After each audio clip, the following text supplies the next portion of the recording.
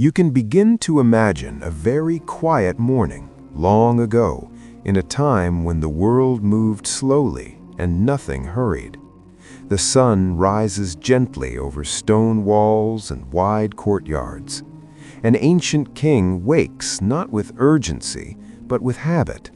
There is no alarm, no sudden sound, only soft footsteps in the distance and the faint light entering through a small opening in the wall. The king remains still for a few moments, breathing calmly, listening to the quiet space around him. His bed is simple by modern standards, made of wood and woven fabric, placed carefully in a cool room designed to keep heat away. The air smells faintly of stone and old wood. Nothing changes quickly here. When the king finally rises, he does so slowly. There is no rush to begin the day. Servants wait quietly outside the room, trained to move without noise, speaking only when necessary. They bring water in clay or metal vessels, warm but not hot, prepared earlier in the morning. Washing is unhurried. The king cleans his hands, his face, sometimes his hair, following routines that rarely change.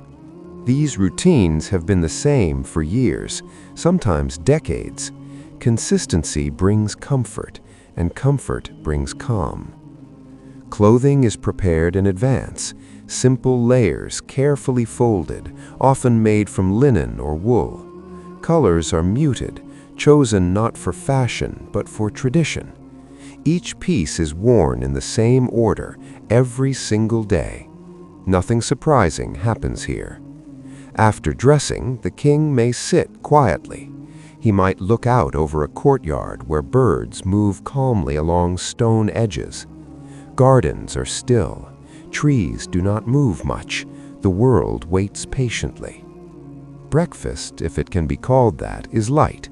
Bread, fruit, perhaps honey or watered wine. Food is not eaten quickly. Each bite is slow.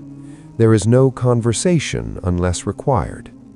The king's daily life is filled with repetition. This repetition is intentional. It keeps the mind steady. It keeps the kingdom predictable.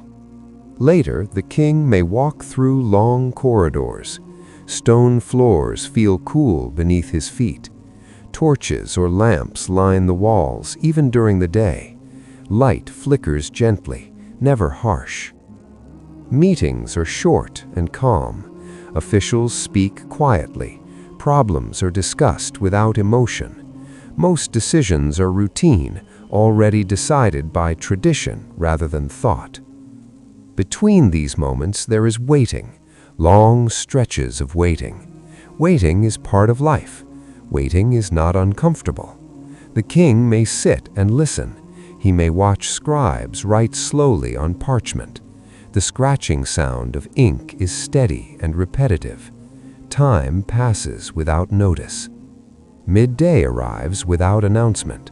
The sun is higher now, warming stone walls. The king eats again, similar foods, similar tastes. Nothing surprises the body, nothing excites the mind. After eating, rest is expected. Not sleep, but stillness. The king reclines. Breathing deepens, thoughts slow. Outside, life continues quietly. Markets exist, but their sounds do not reach the inner chambers. The palace is built to separate noise from silence. As afternoon moves on, the king may walk again, the same paths, the same turns, the same doors. Evening approaches gently. Light fades slowly. Lamps are lit one by one. Shadows stretch across familiar walls. Dinner is simple, predictable, comforting. As night settles, the king returns to his chamber. Servants withdraw silently. The room cools.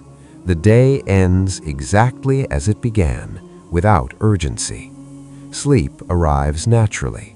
Breathing slows. The body rests. And the next day will be the same, very much the same.